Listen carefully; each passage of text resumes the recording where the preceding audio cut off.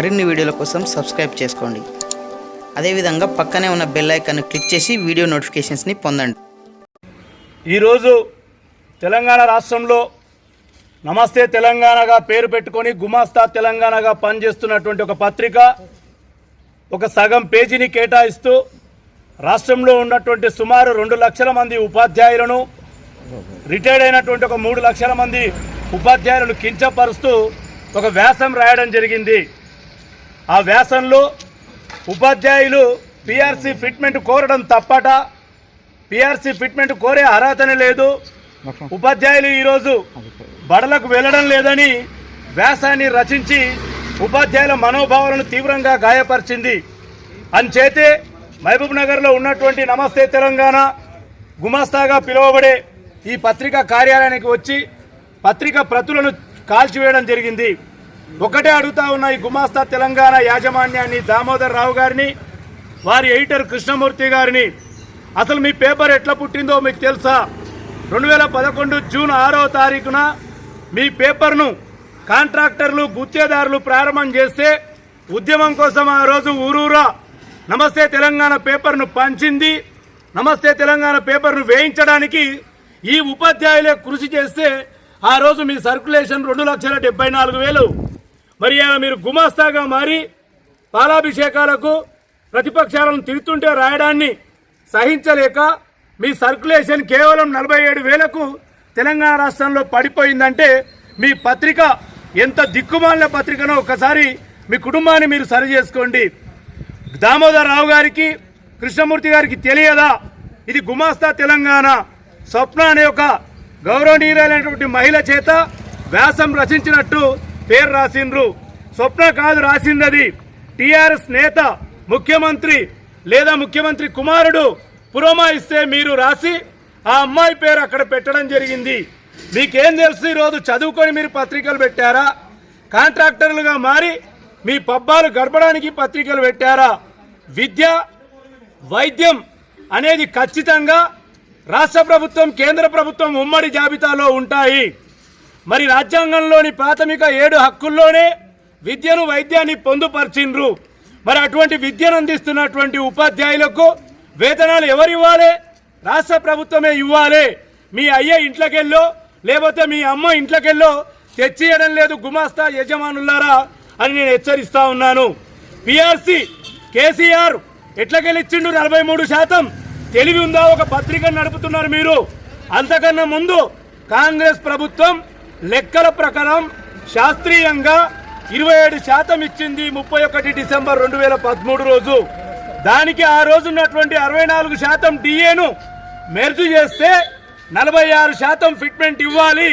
కానీ కేసీఆర్ గారు 43% ఇచ్చి చేతులు దులుపుకున్నాడు.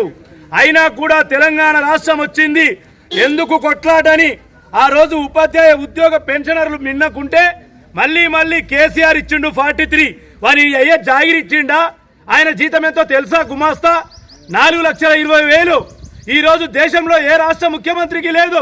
ఆయన అయ్యా, కొడుకు, కూతురు వాళ్ళ ఇంట్లో నెలకు 13 లక్షల జీతం తీసుకుంటుంటే ఒక్కనాడు రాయవు గుమాస్తా.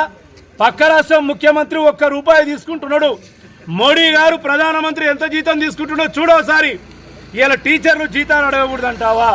గతంలో ఎవరు ఇవ్వలేదా?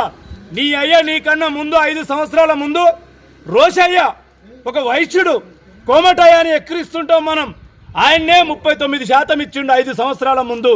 నువ్వు ఇచ్చింది ఎంత? బోడి 43%. దాన్నే గొప్పగా చెప్పుకుంటావు. ఇంకోటి ఏం రాసినావు నీ పత్రికల్లో? టీచర్లకు 220 రోజులు పని దినాలు ఉంటాయి. అవును ఉంటాయి. ఎండాకాలంలో పిల్లలకు ఎండ తగులుతుందని స్వతంత్రం రాకన్నా ముందు టీచర్ల వ్యవస్థ పుట్టినప్పటి నుంచి కూడా ఈ సెలవులు ఉన్నాయి. మరి వేరే డిపార్ట్మెంట్ల గురించి గొప్పగా రాసినావు. వారి సంవత్సరానికి 30 ఈఎల్స్ ఉంటాయి. అంటే 30 ఈఎల్స్ అంటే 1 నెల రోజులు అమ్ముకోవచ్చు. టీచర్లకు ఎన్ని ఉన్నాయా? 6 ఈఎల్స్ ఉన్నాయి. మీ కేసీఆర్ అడుగు గుమాస్తా. ఇలా పోయి కేసీఆర్ దగ్గర కూర్చో. తెలంగాణ ఉద్యమకాలంలో ఏం చెప్పిండు? సెంట్రల్ పే స్కేల్స్ ఇస్తా, 106% ఫిట్మెంట్ ఇస్తా అన్నాడు. వాడి నోట్ల ఇలా మన్ను పెట్టుకున్నాడా కేసీఆర్? అడగండి మరి మీరు. సెంట్రల్ పే స్కేల్స్ అంటే తెలుసా గుమాస్తా? 1956లో తెలంగాణ ఆంధ్రప్రదేశ్లో కలిసేటప్పుడు ఆంధ్రప్రదేశ్ కంటే మన పే స్కేల్స్ ఎక్కువగా ఉండేవి. దాని మీదే ప్రొఫెసర్ జయశంకర్ గారు పోరాటం చేస్తూ తెలంగాణ ఉద్యమానికి బీజం వేసిండు. మరి అటువంటి బీజాన్ని మొక్కగా చెట్టుగా మలుచుకున్న కేసీఆర్ 106% ఫిట్మెంట్ ఇస్తా అన్నాడు. వాడేమో 10 ఏళ్ల కింద 106% ఇస్తా అంటే రాయవు. 10 ఏళ్ల తర్వాత జీవన ప్రమాణ స్థాయి పెరిగి ఇలా ధరల హెచ్చు స్థాయి పెరిగితే మేం జీతాలు అడిగితే టీచర్లకు అర్హత లేదని చెప్తావా? ఎస్ అడుగుతాం. నా దగ్గరికి నా లెక్కలు చూపిస్తా. నీ వ్యాసంలో ఏం రాసినవరా బాయ్? నువ్వు కరోనా అన్నావు. ఏం 2020లో కరోనా వచ్చింది. మరి మా జీతాలు ఎప్పుడు పెంచాలి? తెలివి ఉందా నీకు? 2018 జూలైలో పెంచాలి. ఏ కరోనా వచ్చిందని చెప్పేసి నీ పేపర్ రేటు పెంచలేదా? నీ పేపర్ సర్క్యులేషన్ ఎంత ఈరోజు? మా మహబూబ్ నగర్ జిల్లాలో 5,000. ఎవడేసుకుంటుండ్రది? సంఘాల నాయకులను బెదిరించి ఎంపీటీసీలను, సర్పంచ్లను, ఎమ్మెల్యేలకు టార్గెట్లు ఇస్తున్నారు. స్వచ్ఛందంగా ఎవడన్నా చదువుతున్నారా బాయ్ నీ పేపరు? పోయి చూడు, ఇంట్లో ఏదైనా పేపర్ వేస్తే సాయంత్రం వరకు కూడా ఇప్పరు. ఖాళీ పేపర్లలోకి అమ్ముకుంటున్నారు నీ పేపర్ వాల్యూ, నీ పేపర్ సంగతి అది. ఇలా నువ్వు మా మీద మాట్లాడుతున్నావు. టీచర్ల సంఘాలకు సెలవులు కావాలి. ఎస్ కావాలి, మా రైట్స్ అవి. మీ అవార్డు మీ వచ్చిందాక ఇయ్యడం కాదది. మాకు నామ్స్ అండ్ కండిషన్స్ ఉన్నాయి, రూల్స్ ఉన్నాయి. 505, 538 జీతం గురించి మాట్లాడినావు. 505, 538 జీవోలు ఆ రోజు ఎందుకు వచ్చినాయంటే జీతాలు టీచర్లకు సకాలంలో రావడం లేదు. ఆ 010 హెడ్ ఆఫ్ అకౌంట్ కింద ప్రతి నెల రావాలని ఆ రోజున ప్రభుత్వాలు మా న్యాయమైన కోరికను తీరిస్తే నువ్వు వచ్చి అలా ప్రభుత్వాలను తప్పుపడతావు, మమ్మల్ని తప్పుపడతావా? కరోనా వచ్చి ఏం పండుకున్నావా? కరోనా వచ్చిన తర్వాత ప్రగతి భవన్ కడతలేవా? కరోనా వచ్చిన తర్వాత సెక్రటరేట్ని కడతలేవా? కరోనా వచ్చిన తర్వాత ఇంకో దాన్ని కూల్చి ఇంకో తన కడతలేవా? అసెంబ్లీ కడతలేవా? మరి కరోనా దాంట్లోకి వర్తించదా? ఇంకొకటి తెలివి ఉందా దామోదర్ రావు? నీకు తెలివి ఉందా కృష్ణమూర్తి గారని మిమ్మల్ని అడుగుతా ఉన్నా. పోయిన సంవత్సరం కరోనా వస్తే ఈ రాష్ట్రంలో ఎంత ఆదాయం వచ్చింది? కేవలం లిక్కర్ మీదే 14,600 కోట్ల రూపాయల ఆదాయం వచ్చింది. మరి ఎక్కడుంది నీకు? కళ్ళు కనబడడం లేదా? రాష్ట్ర జిఎస్డిపి ఎంత పెరిగింది?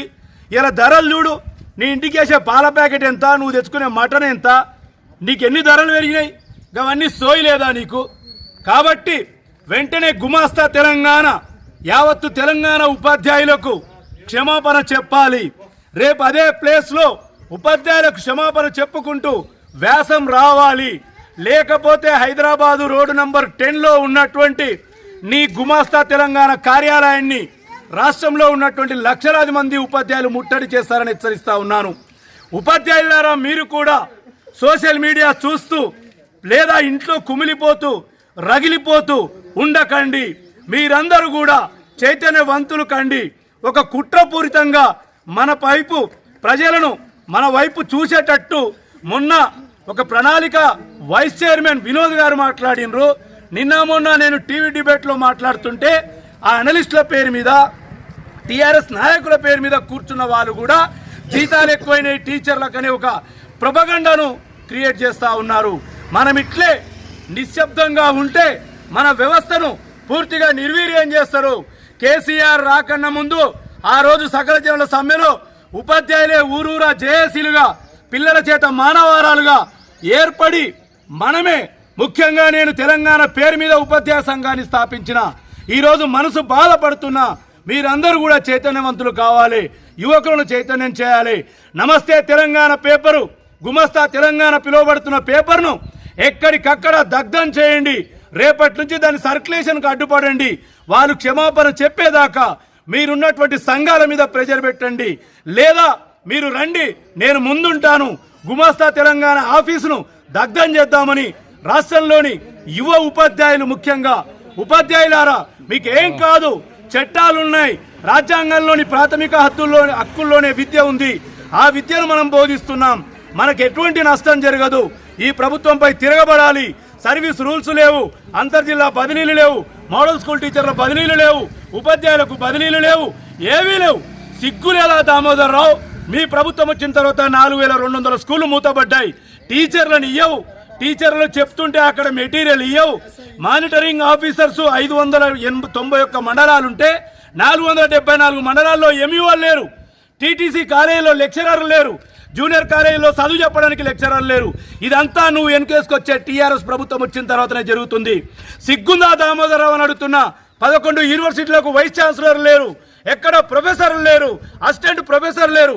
నీకు గుద్దల దమ్ముంటే నువ్వు వాళ్ళకి అది ఇచ్చి ఆ యొక్క సౌకర్యాలు కల్పించి అప్పుడు అడుగు టీచర్లు ఎందుకు చెప్తలేరు. ఈ సందర్భంగా నేను హెచ్చరిస్తా ఉన్నా దామోదరరావు గారిని, రేపటి లోపల క్షమాపణ చెప్పాలి.